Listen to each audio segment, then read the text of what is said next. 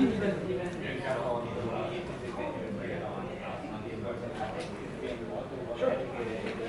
I think it's important. Don't get me wrong. I think it's probably Gen 2. Right? You have to get something that we can sell that's unauthorized recording. and then we'll make it better and better and better. Right? And that'll never end. It'll always be a great thing. Right? It happens from the very first step. Yeah. That's what I think. That's what I think.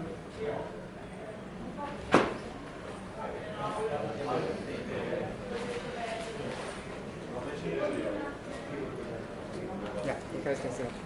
Oh, yeah. You can sit there.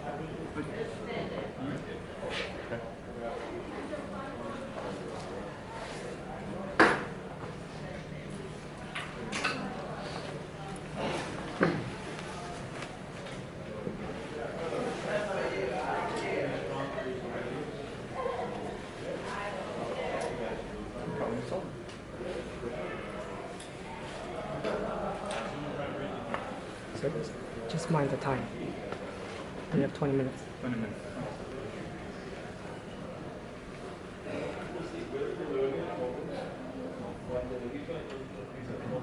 Speak about my Roy Orbison collector's plate this time.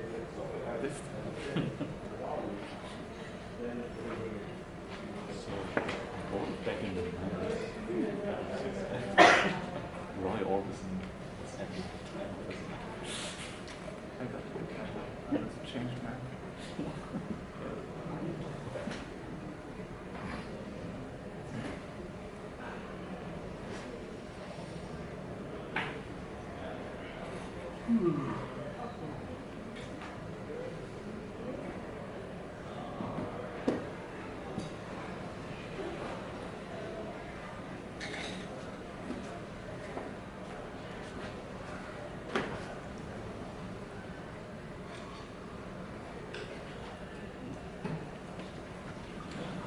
Was it Tuesday?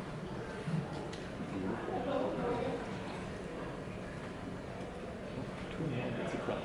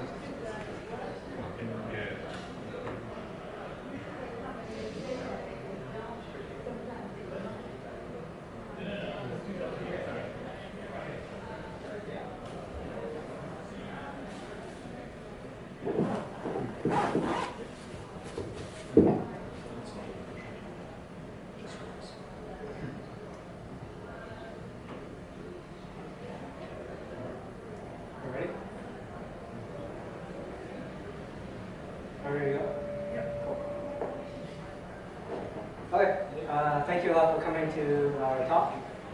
Our company is called Autodidactic. My name is William Locke and I'm the founder. We're a relatively new company, and at least I think what we're doing is pretty unorthodox.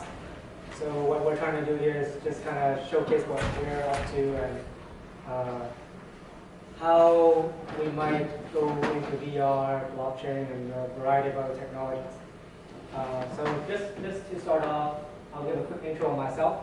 I started off coding when I was 12.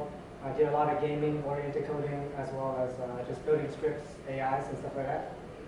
At 14, I taught myself to compose music and do short film. Through high school, I did about 30 short films in filmmaking. Then in college, I taught myself to create stocks. At 21, I built an automated trading system, and then at 24, I built the company here called Autodidactic. So what is Autodidactic? Autodidactic is basically a company that has no customers, products, or employees. So what that means is that, one, we don't have to sell anything to anyone to sustain ourselves. We don't have any people we hire to maintain the company. Everyone's an owner. And we don't really build products to meet demand. So it's a little bit different. It's almost like a design or creator's guild in that sense. Another thing that we point out is that our company is almost like an island, an off-the-grid company, as we like to call it, in that, along the same lines as the previous point, we don't really need interaction with the outside world to sustain the company. It kind of just maintains itself. And the last point is it really gets at the mission of our company, and that is, this is a company built to do anything by people who essentially do everything. Not literally, but the mindset of someone who likes to explore, experiment, and learn new things, and is genuinely curious all the time. So those are the three pillars of our company. The main thing that we like to display about our company is that there are three components of it. Autodidactic itself is really a conglomerate, powered by TechTrader, Conatus, and then at the top we have Autodidactic Studios. What are each of these components?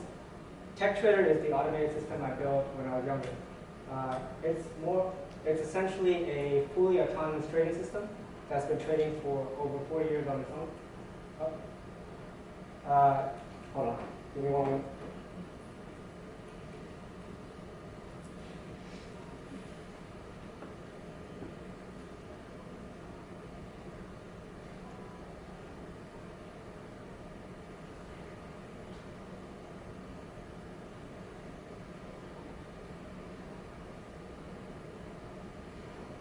Trades completely on its own for almost 4 years now, since 2012.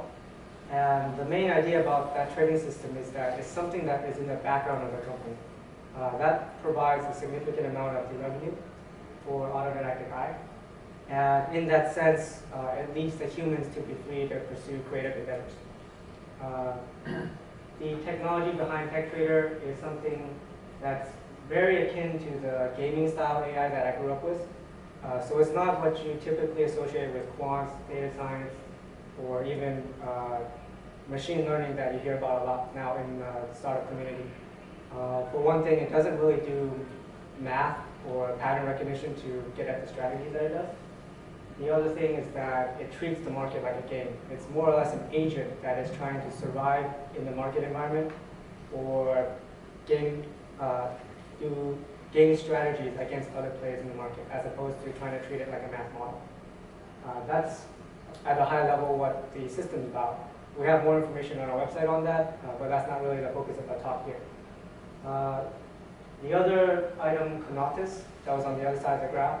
Conatus is essentially a higher level version of TechTrader. It is what TechTrader would be if you applied it to outside the stock market. Essentially, the way to think about Conatus is, so you have the agent-oriented algorithm that is trying to treat the market like a game. What if you took that and now you abstracted the rest of the world, so it's also like a game environment? For people that do VR gaming, that's not that hard of a thing to think about. But a lot of people that are in the more traditional machine learning or quant space, that's something that they very rarely decide to do.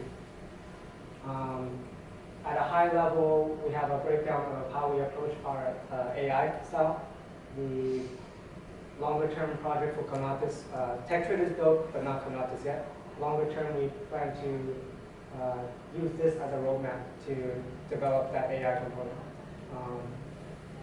I'm not going to go into too much detail on that one here. At a high level, you essentially take the existing machine learning that's out there. So a lot of machine learning that's already there does very good pattern recognition, very good, more or less, visual recognition, hearing, things that you normally associate with your five senses. Think about repetition. So a lot of times you do machine learning, you do trial after trial, thousands of trials to learn. That's more like you training your muscles, right? So in my mind, I use that as the first layer for our algorithm. And then the second layer should be something that's more like an agent that's making decisions. Kind of like if you were managing people and you don't want to do all the analysis yourself, you have someone report back to you and you make a high-level decision. And then the third component at the upper right, even if you had the first two, you would be tied to learning only from the past. So the upper right, what that provides is, it sounds corny, but it's essentially imagination. Not literally being able to imagine. Who knows what that really is, but for this system, it provides the ability to abstract without having experienced it firsthand. So let's say you want to have a system that knows not to touch fire. Traditional machine learning would require you to touch fire 1,000 times before you know it hurts. This one, it would actually know that fire looks kind of threatening, it's something unknown, and it would try to imagine what might happen, simulate what might happen before it actually does a decision. So those are kind of the high level of how we approach the algorithms. Conatus is the next AI that we're trying to build after TechTrader. But what this talk is really about, and what is really interesting is, after this all is constructed, where does that leave the humans? The humans now live in this company called Autodidactic where there's no work needed by the humans. It's all automated. The revenue stream is all automated. Everything is, it's like living in a city that is run by machines.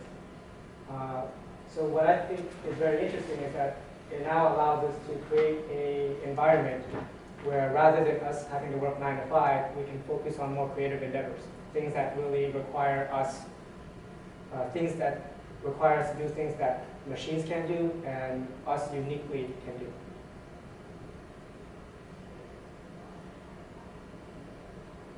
The other thing is that, let's see.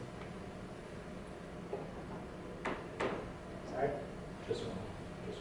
Oh, yeah. So Autodidactic Studios, what is that? The third component that is up there. Autodidactic Studios is essentially our internal team of humans that live in this company. So if you have like 3 components to the company, one is our AI trading the stock market, one is a general AI. Where do the humans go? They go in Autodidactic Studios. That's where all the fun happens. At a higher level, the company is also structured as a conglomerate. So think of Google, think of Alphabet. What that means is that even though 2 of the segments of the company are finance and AI related, the company is structured such that anybody can build additional projects tied to the company. So if you're an owner, and you might not do a lot with finance, and hopefully you don't because that's already taken care of with the machines. You might start a movie division or a film music division or a video game division, a VR division. But what's also very interesting is that because of the LLC structure, you don't have to just build projects. You can do way more with that. You can actually build companies that are now branching out of this core company. So kind of like how Alphabet has Google and a bunch of other spin-off companies, except we did it backwards. Instead of the humans owning the holding company and the holding company owning subsidiaries, we have the humans being enclosed in their own companies, and those companies that they want to do own the holding company. So it's like an inverted subsidiary structure. You could also say it's like an inverted holding company. The way to think about it is, instead of you having your company owned by a bigger like institutional or multinational company where you're beholden to a manager. You are now instead a member of that company, and you call the shots because everybody is now a part owner of this holding company. So it flips the model on its head, so to speak. What's furthermore interesting is that if you take this at a high level, it means each one of these companies can also follow a similar structure. So let's say you have your company that owns Autodidactic I in the middle. That's nice. You now have a company that can be divided into many parts, each shared by many owners who each do their own projects. But your own company can also be another node in that graph that splits off into many other companies. The easiest way to compare it to is kind of like the UN, where you have an organization of many countries, but each of those countries can have their own states, they run their own laws, they have their own autonomy to call their own shots, and everything is very voluntary and participatory. The only thing that everyone contributes in the middle is what everyone agrees to contribute and voluntarily contributes. So that's something that I don't think is very common in the business side. Our lawyer was actually very alarmed when I actually tried to structure the company this way. But I think it's an interesting model, and it's something that I'm trying to pursue with the company. Many of the reasons for this is because of how I grew up myself as doing a lot of, I guess, coding and creating short films and stuff like that.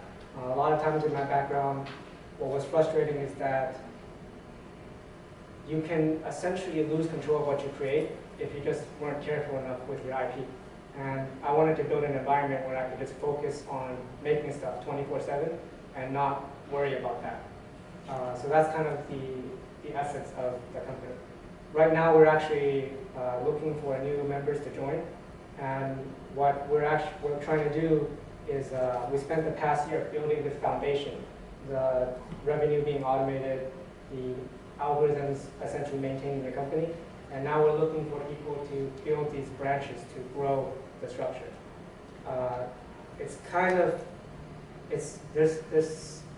It's a little bit difficult to explain what we're looking for because we can't just take, let's say, some random musician who just wants to compose and keep himself sustained like a perpetual income. Because then you would just have an end node at every single one of these points instead of a branch.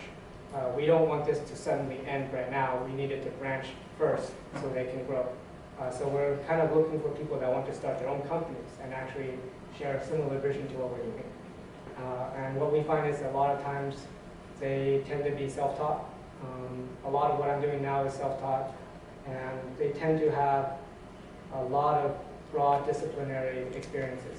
So even if they're primarily coders, they also do a lot of artistic endeavors like film, music, games.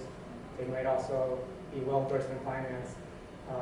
To me, it's hard to communicate or really get across big ideas if your world experience is very limited to one side of it. The other two folks over here are people that recently joined. They also are self-taught, similar age, and even though they're professionally more on the music side, I would trust them a lot for other things like finance and technical endeavors because they actually kind of understand it just from having to do it on their own. Let them introduce themselves. Hello everyone, I'm Dennis Schneidermesser and I currently work as a composer. I originally started somewhere in my teens with as a 3D modeler with Autodesk Maya and a couple of programs. And at some point I shifted towards composing music and started writing for a feature film, a couple of animations. Some got viral, others less so. And at some point I wanted to go into video games and mostly started getting into the indie video game scene. And Yeah. Hi everyone. I'm Christian Kroslow. My artist name is Waterflame. I've been making music for video games for about 10 years now. I'm self-taught. I also started similar to Danny, whereas it started off as a hobby, and been working part-time, and I found that very hard because I couldn't pursue my passion. Because there's, yeah, it was hard to find work and things, so it took a lot of time, but I found a stable ground now, and yeah, I've kept doing that ever since, really. I also dabble in animation, art, things like that, and now I'm moving into the video game scene as well. I've been working with a lot of companies throughout the years, making music and sound effects, and now I'm trying to, well, create an indie company, an indie game company. And yeah, so actually we all met on a creative site called Newgrounds. Yeah, a long time ago. For those who still knew it, yeah. Yeah. Yeah, so what's interesting is back in 2000, early 2000s, even now it's still alive, but not really. There was a site called Newgrounds where a lot of people would make their own flash games, do their own short films and music and stuff like that. So I've actually met them through that site, and then kind of kept in touch. Not really until the past year, but it's interesting just because it seems like there's a certain filter for people that get into these kind of things. It's not, it used to, the way I saw it was it used to be the internet before social media came along, and then after that, you know, we now have to figure out like where's the next scene. It could be blockchain, people doing cryptography, people doing VR. So that's kind of up in the air. Yeah, so I'll leave it open to questions now. What I find is that it's hard to really explain this just telling you guys, and it's easier for this conversation. Yeah. What exactly is the product of this company? No, it's not a product. So Is the company the product itself? it's kind of just a creator's guild. So it's like we are inviting people who share a similar goal and passion to join us, and essentially the offering is that the company has a self-sustaining revenue that no one really needs to take care of, and everyone is invited to kind of take that and maximize the potential of it. So is the revenue accessible? In what sense? I mean, the idea of me, for instance, taking the revenue and making it work for project A or, you know, company D, that is like, you know, I can sign up, like, say, right now without leaving the room, right?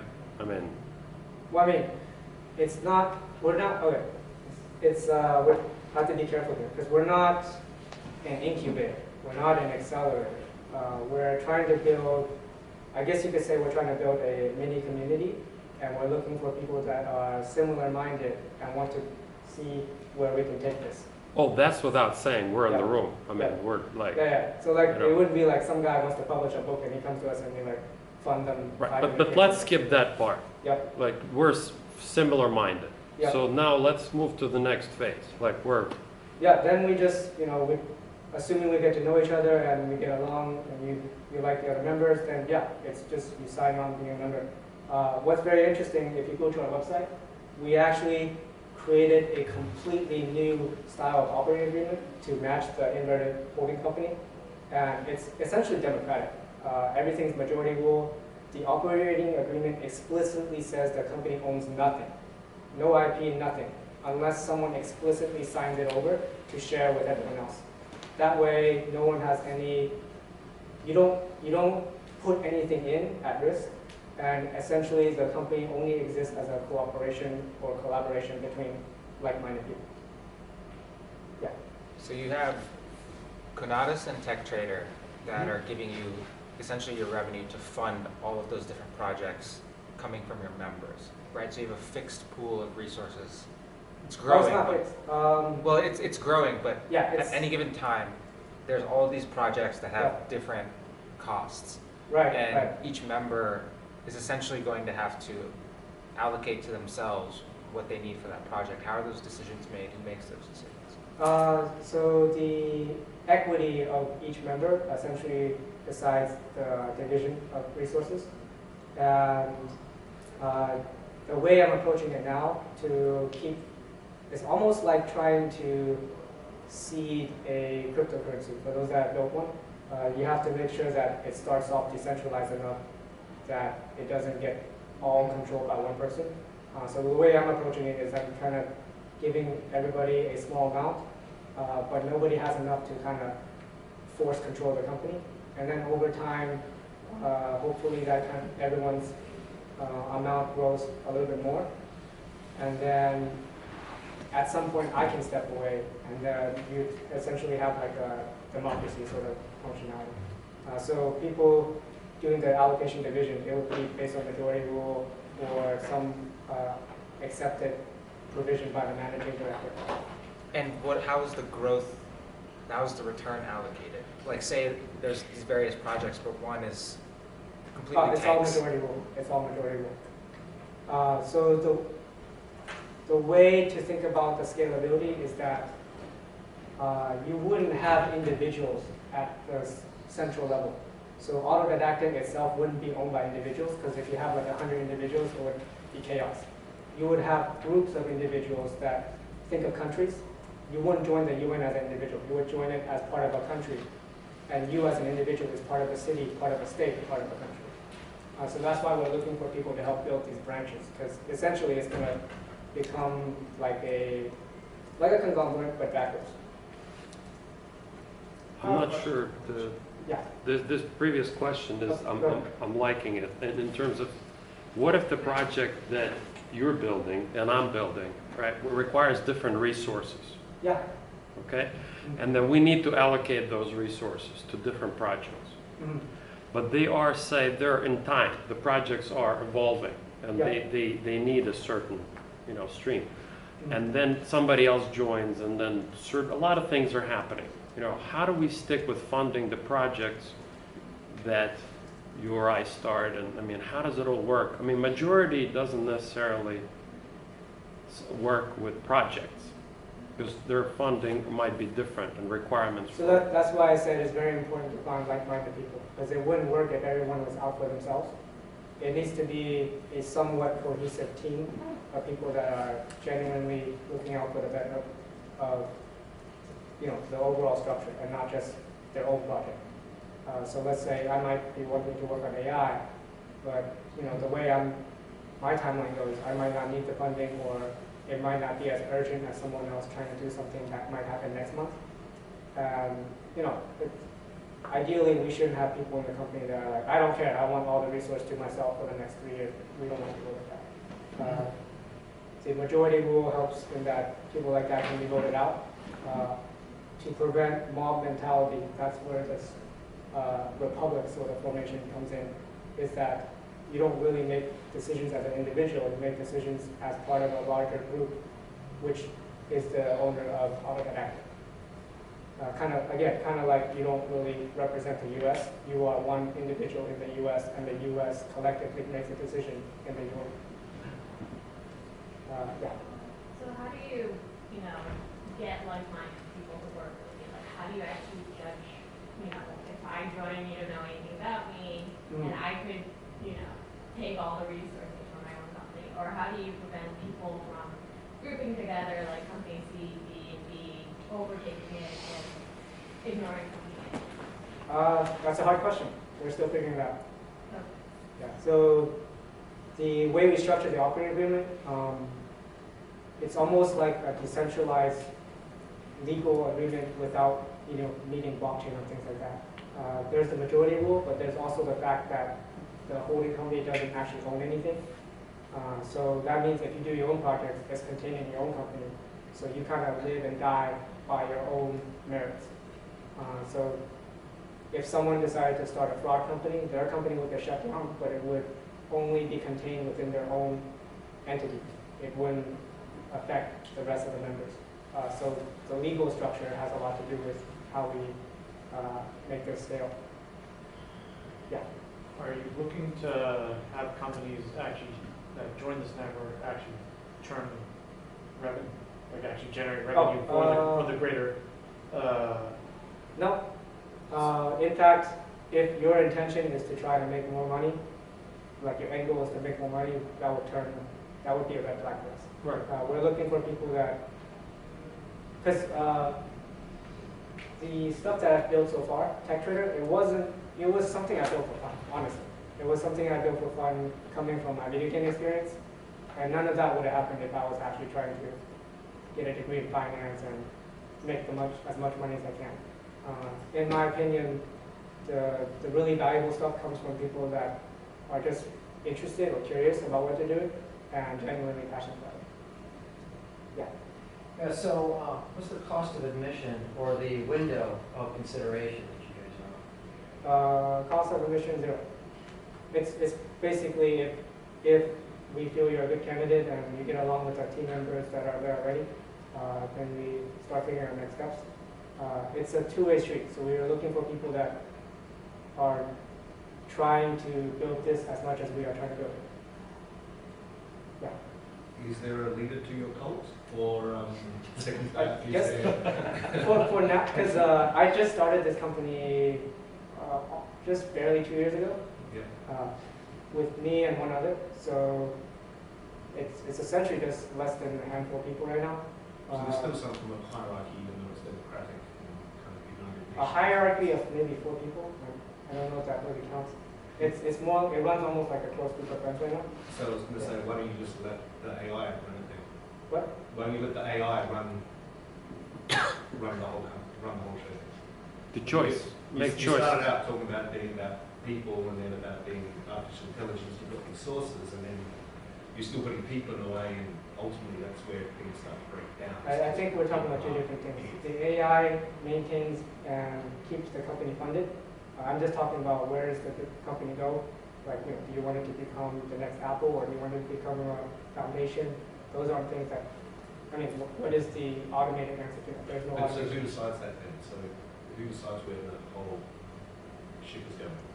Yeah, but there's no right answer. It's just whatever we want. So there's no reason, that has nothing to do with AI, is what I'm saying. So instead of trying to tear down your idea, it sounds like what you're saying is that you have a company that has unlimited resources. And so since you created the system that has unlimited resources, you want to stimulate entrepreneurs that have ideas that are like trees, that have the potential to grow in a way that is organic and passionate to the vision. And so you want to create a team of people that are tapping into these resources, that are creating things that perhaps they wouldn't be able to without your system? It's like halfway there, maybe. Again, it's very easy to misconstrue this as a accelerator or incubator, which we do not want to be falling into the category of. Because we very much are looking to build a team and not just support people from a distance. So we're looking for people, it's almost like we're trying to put together a crew.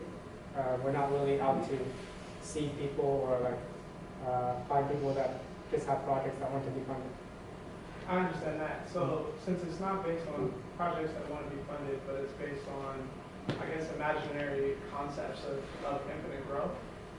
And not infinite growth. So that's another thing that's, so the revenue is self-sustaining. Like it's being generated. It's not infinite. It's definitely not infinite. But it's essentially, you don't really have to worry about, you're not going to be rich joining this company, all right? But you're going to have enough to get by that you can focus on doing the things you want to do. Let's say you want to work on games, you want to work on VR. So that's more of the idea. It's more of a lifestyle company than it is something that's going to fund the next cancer research. So if a project is started that then does begin to generate revenue, perhaps more revenue than what is accessible at this point with TechTrader, then what is expected of the revenue that is generated, although revenue generation wasn't the goal? It just is. No expectations, it's yours. It's in your company, you do whatever you want with it. Yeah, that's kind of that's the whole idea. It's like you only share what you want to share, if anything at all. It seems that, like, given the model that you have with TechTrader, there will be people looking to basically, essentially make use of that as a funding opportunity. That would basically, like, if you've got this automated TechTrader, it seems like people would want to either license it or try and use that basically as an automated way of just getting money for their projects. And how do you sort of reconcile that with respect to the company that you actually want to bring into this network? Because I see that people try and take advantage of the fact that there's this automated trader there. It's automatically generating revenue like without even having to do anything. And like they're going to be like, okay, I want a piece of that. I don't even care about anything about your network here. I just want to just take that piece and run with it or replicate it. Like, how do you reconcile that? One way we've dealt with that is the company technically owns nothing. So even if someone tried to attack the company, one, it's modularized into many pieces. So there's not really one place you can attack and take the whole thing down. Even if you took down the center, everybody would kind of spin off of their own companies. And the center has nothing because everything that you do, you kept contained in your own company. So that's one way we deal with it. The other is it's similar to another question that was asked previously. Is that yeah, we're essentially trying to filter those guys out. That's why we prefer to meet people and get to know them before bringing them on board. And that's why we're emphasizing that this is more of a team or crew and not an accelerator or incubator. But like the distribution of money, like how is that managed then? It's just based on your equity. So if you have 10% equity, that's with everyone. You just like start funneling whatever profits that come out of the tech trader to those individual corps. Yeah, and if we see that, we'll go to that. That's going to be, I mean, this is not a perfect system, and it's going to be something that we have to keep working on. And those are concerns that have been on my mind, which is how we ended up in the structure we have right now, is to attempt to address those concerns. Yeah. What are the obligations of the companies, and is there any, maybe obligations is the wrong word, but maybe what are the activities that you would expect of a member company owner? And is there some kind of, if they don't deliver on those behaviors or aren't a productive or constructive member, would you kick them out, or would you encourage them to do something, or is there some kind of timeline for when they should be delivering something? There's no real answer to that, because it's not that's more of a social question. It's kind of like asking, what if I don't get along with the team? Are they going to yell at me or something? It's not, I don't have an answer to that. It's something that hopefully becomes clear or not clear as you get to know other members of the company. On paper, legally, there's no obligations. And again, like suppose you do get kicked out, the most you lose is just the fact that you're in it or not. You don't put anything in to begin with. You have I don't know if risk is the right word, but like you didn't put anything in to begin with to have anything to lose, so to speak. That's the way we compromise it. Does that help? Yeah, okay. That's great, thank you. Yeah. I just wanted to point to the gentleman in the first row. I'm going to go a different direction. I went by your booth earlier today, and I saw that the projection thing, whatever you want to call it. And how does that fit into what you guys are doing? Is was that product made by somebody in the organization, or? Oh, that's just me. That's me adding another project to a company, and yeah, it's its own entity. So it's one of these entities, part of the company that.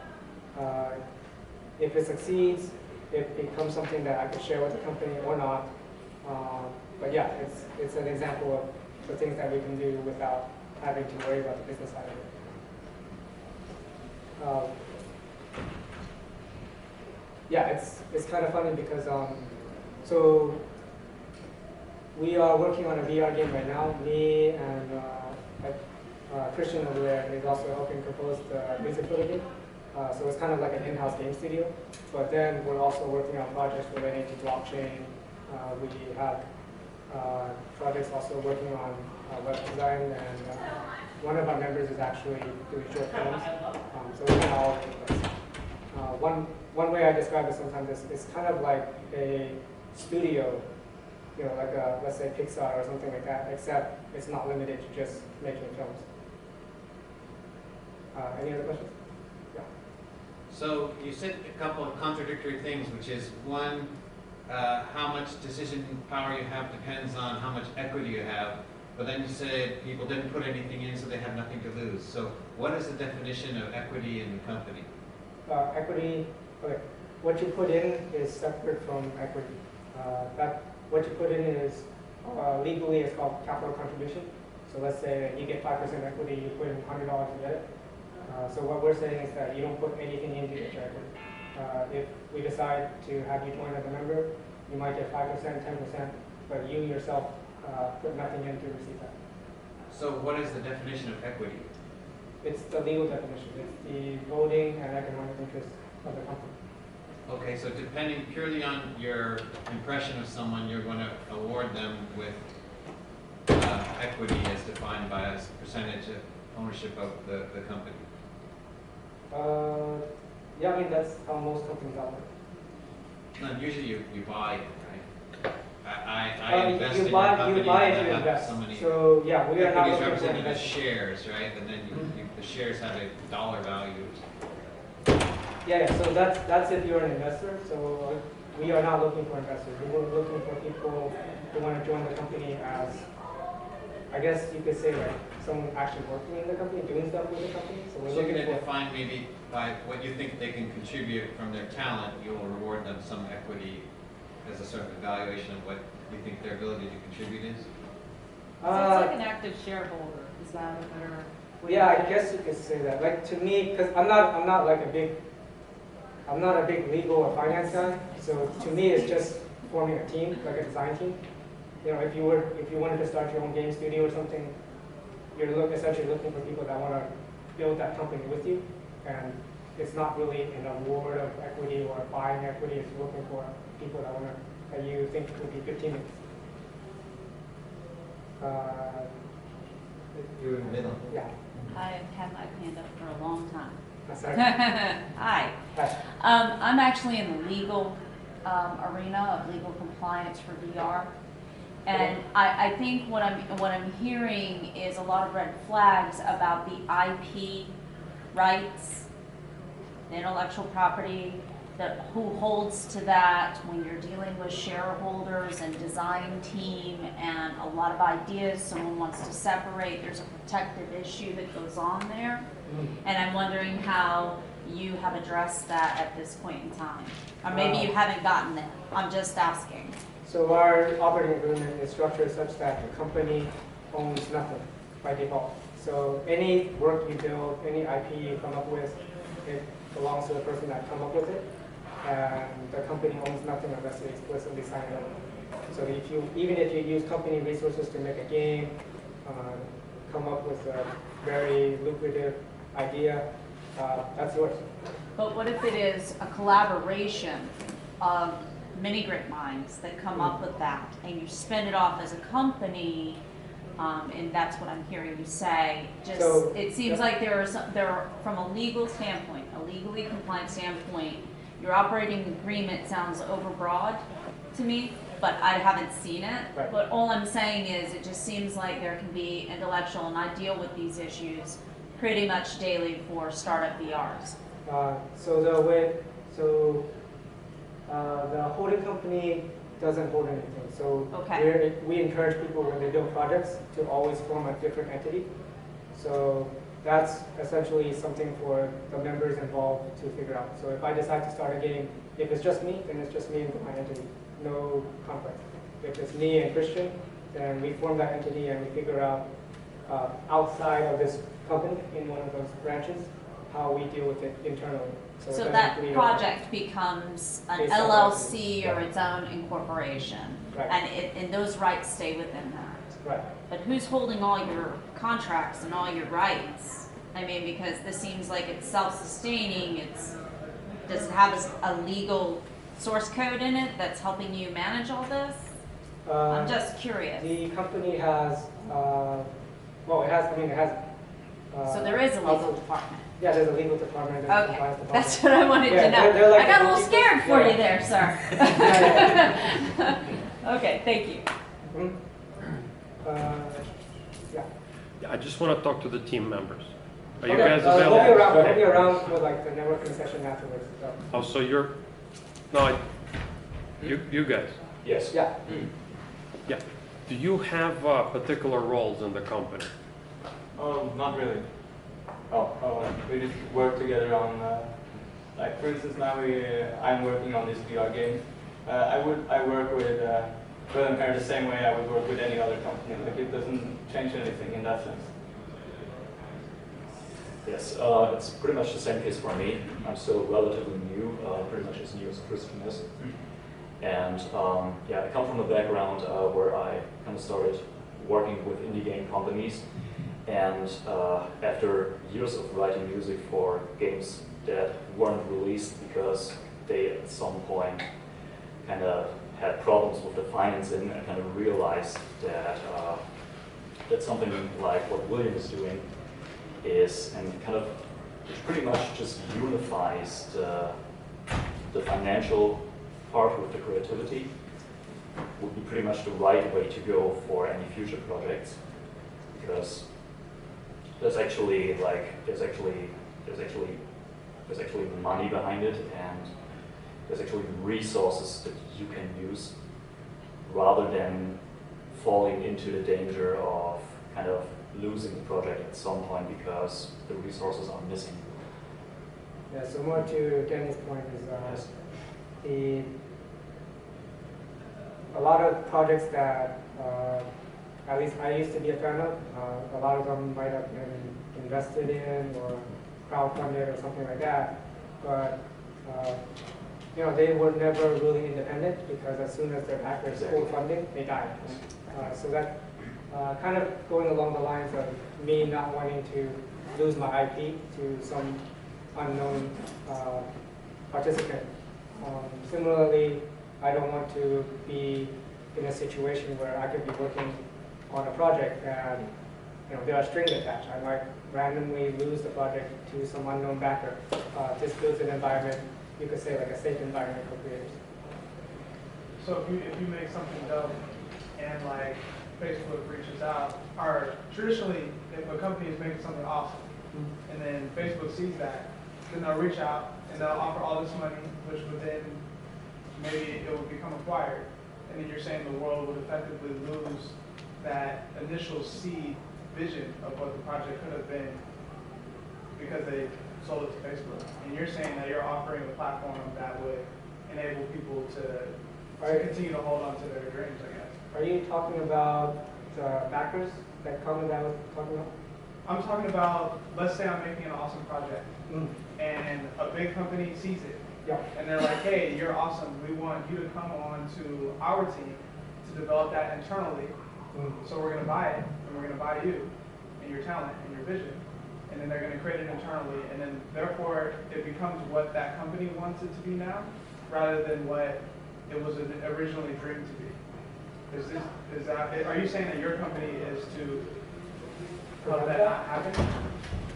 I think that's two different topics. What I'm talking about is kind of, it's like if you had a project that you're very passionate about, but you needed funding from an investor or like people that give you a loan, and your project dies because you're not doing what your backers told you to do. They wanted you to make it for profit, and you decide to pull funding. That kind of situation. If you want to sell if your project becomes successful and you want to sell it to Facebook, that's your decision. It doesn't really matter to us. Yeah. Is there a digital pool of models and music and assets that then you can access in order to fulfill what you're trying to create, and then you in turn can actually offer it to that pool? From the members? Informally. I mean, a lot of us that are in the company now, so all three of us are composers. We also have done short films and animations. So whenever we do a project, like we basically communicate with each other, anyone that wants to contribute or share resources. Because that would be a value in itself. It's just yes, the network. To me, that's a good point. To me, what the company represents is the people and the talent, and not the assets or the finances, which unfortunately can be a distraction. Yeah. Can you give us a sense of how large Tech Trader is, either revenue or fund size? Let's see. It's sensitive because in trading and investment, there's a lot of regulations around, you can't really disclose returns and stuff like that. But it's enough to, it's enough for us to operate out of LA, San Francisco, New York, and like keep the 4 or 5 of us that are in it stable without 9-to-5 jobs. And right now we're looking to bring more people on board because we are reaching that point where we can handle it. Yeah. So how do you protect the holding company to hold on to that tech trader and have it doesn't hold the tech trader. Well, like what does that agreement look like so that tech trader doesn't just go off on its own and just basically screw the network with it in terms of resources? So there is a perpetual license to use tech trader, and that it's almost like an autonomous. Are you guys familiar with cryptocurrencies? Blockchain? Yeah, it's almost like a autonomous contract in that it's just constantly running and performing for the company. So even if I step away, it would just keep running on its own. If everybody in the company went crazy and decided to just like destroy it, then yeah, it would be destroyed. So, but then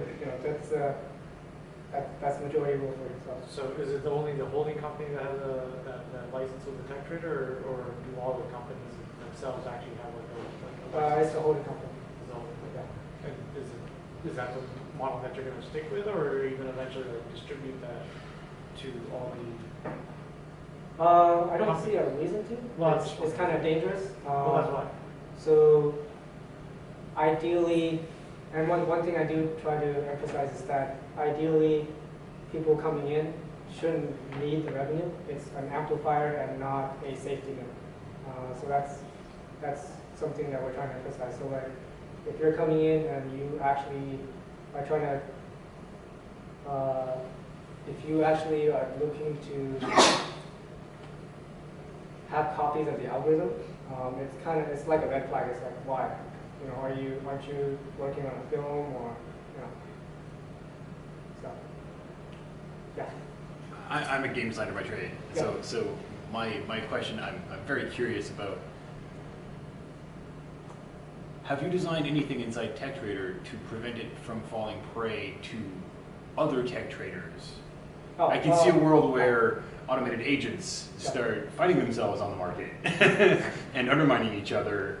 We've seen how automated microtransactions can tank entire economies, both in virtual worlds and in the real world.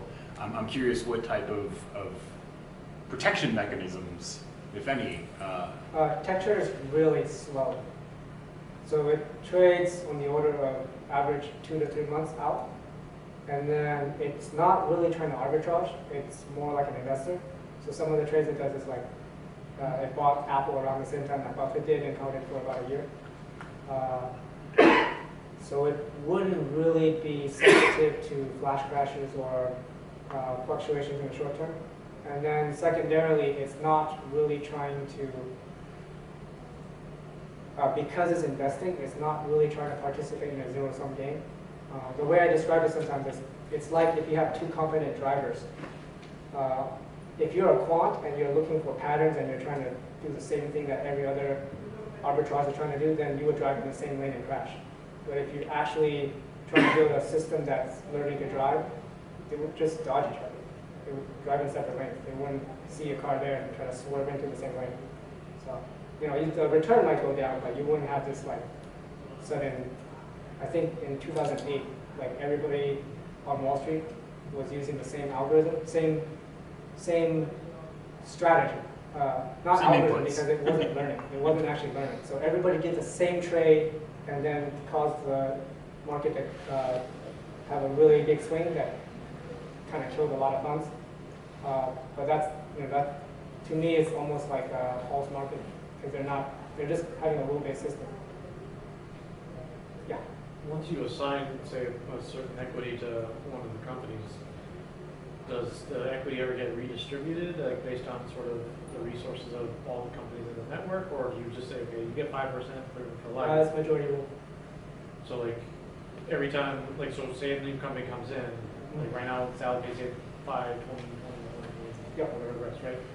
Then a new company comes in, do you, at that point, then do another majority redistribution? Yeah, so it's very slow to accept new members. The way it's to encourage people to join as companies, and then internally they deal with their own members. Again, the analogy to the nations and the states and cities. It makes it difficult to add new members and also difficult to make changes to the existing membership unless a majority agrees. So like if say one company basically came in and they basically just came in just to try and get just free funding for their project and then eventually leave, just once they've like basically created a product that is profitable. Yep. Like, I what do you do mean, in those situations? I personally wouldn't mind. Like unless they were malicious and trying to make a company that was just out to maximize profit. Like if they built a good product that was, it was genuinely something they were passionate about, and they build it, it's successful, and they leave, that's fine. But I'm not sure you can fund projects. I'm sorry to answer. The size of the trader, from what I understand, is enough to sustain you or me as a startupper. Like say I'm really want to build this something new, like an app or but it wouldn't necessarily be able to fund your company in terms of let's say I want to build a lab, right? Because I really want to build a lab. I mean, with a lot of sensors, lots of sensors. I'm talking, right? But I'm guessing, like right now, you can correct me if I'm.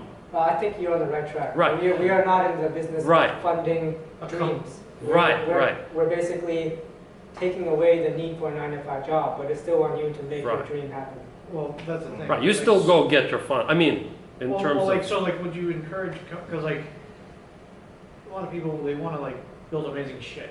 Yep. And they don't know where to start because they can't like get like seed funding or whatever. I'll explain. I mean, so you can help. So would you encourage like people that join into this network to basically be able to do their job in that company, but then seek funding elsewhere to fund the rest of the right. Like so the instead of me resources. going drive an Uber, I'm just like I gotta give you an example so you'll understand real well. I mean, because I'm actually right now in the project that I'm doing, I'm at the end of my funding personally, and I'm like looking to go drive an Uber. Sure. Right.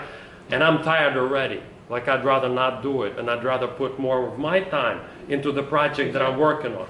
Exactly. So what these gentlemen are saying, they're saying, look, forget the Uber. You know, go get some food. I mean, go eat, you and your wife. I mean, whatever, right? So it's not that they're saying, we're going to build you a lab or like, we're going to fund you like, you know. They're just saying, we'll give you a hand to have your fantastic project last so you don't go for an Uber situation. You see what I'm saying? That's all there is. Yeah. Oh, I'm getting you guys. I'm like on that side. You know, I know. But I guess, like, do you fund also, like, do you allow people to, like more than just, like, an individual come in? Because, like, if I want to, like, build some really amazing stuff, I can't do it myself because I need, like, this person, and this person, at least just to build out, like, that platform. That would be more something for, like, Kickstarter or traditional crowdfunding. Right. It's kind of like, so for example, like you guys want to build some amazing like, experiences and apps. I want to build a platform to enable you to do that. But the thing is, I don't have like the skills to do that, to build the platform. So like, how do you recommend I join in a way that's still like coherent with the vision of this conglomerate? It is going to be a very high bar for joining. A lot of the way I describe it sometimes is like every person that's joining could technically start and run their own company without anyone's help. But by joining, they amplify and get to share resources and do more than they otherwise could not do on their own. But it's not something where it's like, there's been a lot of trial error over the past couple of years. We have people that joined that didn't know how to run their company at all.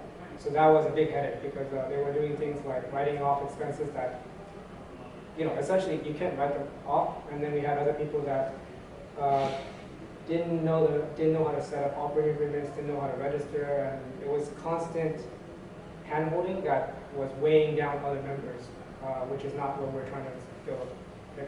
I think a network and a collective is the best way to describe it. It's like people that are otherwise independent, but we can share expertise, we can share information we find that amplifies each of us, but we're not hand-holding each other. So, I mean, like, do you recommend that, like, for those who join this, to actually seek the help that you need to make this vision come true within the company, I guess, or within the companies? Like if I think that you have an amazing skill that can help build out this platform, like is that the sort of model that you're looking for? So, for example, I'm working on a VR game. I don't have time to do the music, and I ask Christian, do you want to work on the music? Right. It's just like regular everyday life. Right, and then whatever. But we don't want the situation where it's like, hey guys, I have an idea, I don't know how to start a company, I don't know how to get funded, I don't know how to make it profitable, can you help me? That's not what we're I see what you're saying. I'm sorry, I'm going to jump in here. What they're saying is that you can be the resource for them. That's great. You can help out. But there's no money made. I mean, in terms of like, everybody's like sort of living their dream. Sure. Like meaning that I have a dream, I'm just strapped, right? I mean, and I can tap into the resources, they can tap into me, Exactly. I can tap into you. We're all like a network Right. of people who are dreamers. Exactly. We really are, that's the notion. You see what I'm saying? Yeah. That's not that we need to automate this situation No. in terms of like help them, like kind of. I just want to understand what kind of talent you're trying to foster, within this network, and because at the end of the day, we all want to create amazing stuff.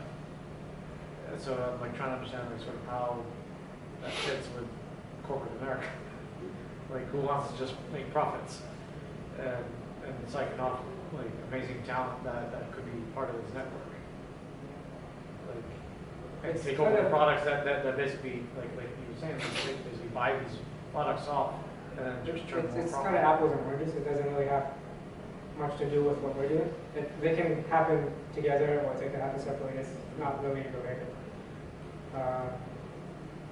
Yeah, it's not really related. Yeah, I agree. Okay, as I thought, you are not expecting the company that joined to give anything back to the community, right? Like in terms of money. But you do expect to give back as votes, for example, in the if every decision is made through majority. So you expect that everyone at least study the cases that are going inside this pool of, okay, let's discuss this. It's up to you. I mean, if you don't want to vote, you don't want to look at it, then your vote just doesn't count itself. Then your vote is essentially a no. Which is why it makes it hard for anyone to, which is why the threat of being kicked out by a mob is difficult, because most people will be busy doing their own thing, and unless it's very serious, they will just vote no. Any other questions? We'll be around, so don't worry about yeah, we'll be around to look after stuff. Where are you guys based at in San Francisco? I am based out of San Francisco, LA, and New York. He's based in Germany, and he's based in Illinois. And so when you're in San Francisco, where are you? Over in the financial district, near the Fair Building. Yeah, I'm just kind of curious, why VRDC? Are you? Because I just started doing a VR game. So actually, I was trying to promote my VR game, and they said you could do a sponsor session. So I was like, okay, why not? I'll just talk about the company as well. Yeah, I mean, why not? For other potential investors or opportunity lookers, the promise of VR has failed to yield what it's failed to meet early expectations. And I'm going, so why are you bringing this here? Why am I bringing it? Yeah, why are you bringing it here? I mean, there's other, creative opportunities that have demonstrated themselves to be more sustainable. You were to go to Cannes or to Sundance or. You mean why am I creating a VR game? No. Oh. I was just curious why VRDC, right? I thought it was something like GDC, so I figured okay, I finally got the time to put together a VR game, and this looks like an interesting place to launch it, or start getting it out there, so to speak. But you're talking about your game, right? Yeah, that wasn't the extra. This was like an add-on to the sponsorship that we As paid I for. understood, your question is about why talk about the Autodidactic island. Oh, This here. sounds like it can have So beyond we are not we are looking for new members, right? I have no idea where to find them, so I figure it couldn't hurt to just present this here, and if anybody I can help happens with to that. be involved, it's surprising, like the way that I've come across people that fit the mold, because they don't come from, well, one, hiring through job posting never works. I've screened, I think, almost 100,000 applicants now, and none of them got anywhere close to what we're looking for. And then the few people I found so far that really fit, usually I meet them just through doing things that I'm interested in. So let's say I'm working on music, or I'm working on trading or algorithms. It's never like some event where it's about companies or investors. It never happens that way. So I figured just doing it here would hurt. So you are looking for creative people. Yeah, So we are looking here for we are people. looking for creative people. So I understand. Of course, but There is a catch though with the creative people. I mean, there is a conference that took place maybe a couple of weeks ago called Startup Societies, and that had a lot to do with the blockchain, and actually that was sponsored by Bitcoin people or Schmidtcoin, that stuff. I mean, lots of different blockchain conversations. But that was a huge floor for startup societies, or this or that, and different things to present the structure, what you were just talking about. You're correct in assuming that this is more of the game situation. That was more for that. But there's a floor, you said you don't know where. Yep. There are startup societies of very many different kinds. Yep. And they have a venue for that. Yep. I mean, so. I agree. Just to say that there are venues for this as well. Yes. I'm just casting a wide net because, again, the three of us, we met each other through Newgrounds, which is basically a gaming website, and all three of us are really avid gamers. So part of that came into the decision that, if I'm going to meet more people that are like us, it's probably through video game interests. And then we are, this is not the only place we present and talk. We are present in other startup groups and events and stuff like that. So we're casting it right now. So what should I do to apply? So what do you expect me to show you guys to, okay, that's my project, and that's my project. It's so more, I think, it's more coming from the mindset that this is something that you want to build too, and you kind of have a sense for how we should build it and how you might want to build it as well. So again, it's coming more from the mindset that you want to be a team member as part of this group. This is a lot of time dedicated of you to want to do it. Yeah. It's not something you kind of stick your foot in and just be like, I'm a member. This is a commitment. So you can almost say we're trying to build. Yeah, we're trying to build a crew. We're trying to build a team of people that are doing things together and building things together. A network. It's a lifestyle. It's a lifestyle for these folks. Yeah. So if you like the lifestyle of doing things together and doing it, for nonprofit kind of proliferation of, really cool ideas, that's the lifestyle. But it's very different. Yes. That's great. Yeah, You are very I'm good at describing it. I've done this kind of thing before. That's why I kind of, I know what this is about. Awesome. We're going to be heading out and getting food, so feel free to talk with us in the video. Thanks a lot.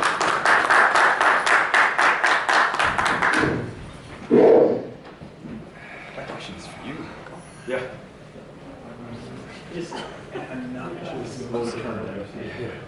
At some point. Yeah. Yeah, am I getting this? Yes. Sounds like this Yes. is some sugar. Yes. But it's not. It is. It's actually, I mean, it's the Yes. Japanese. It is. I'm not sure it's for me, but I appreciate that it exists. Is that the Magic League? Yeah. No,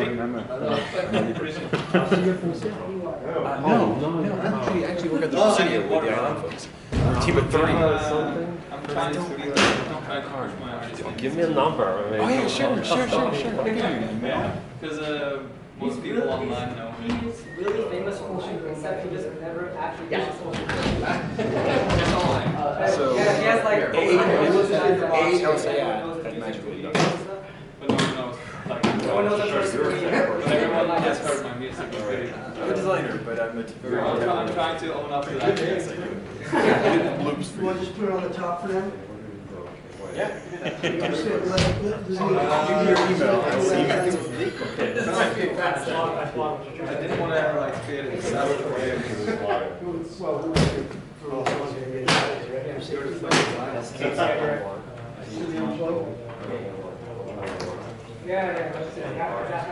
Hey, let's go for it.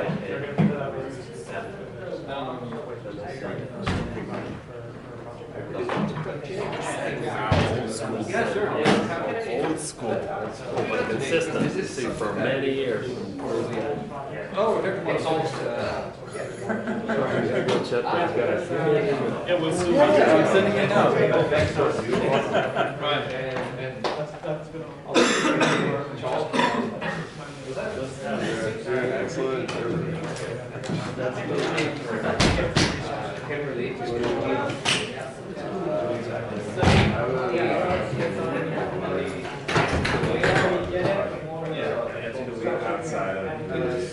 Joining friends. You got one of these tops here. On the side, You want any mics? after we come back from factory, and then Yes, so it's so hard because we are tired, right? So we spend a lot of 8 hours just working, and we are tired. And we go back to homes, and most of the times we can't give 100% of our efforts to the project that we would love to give our efforts to.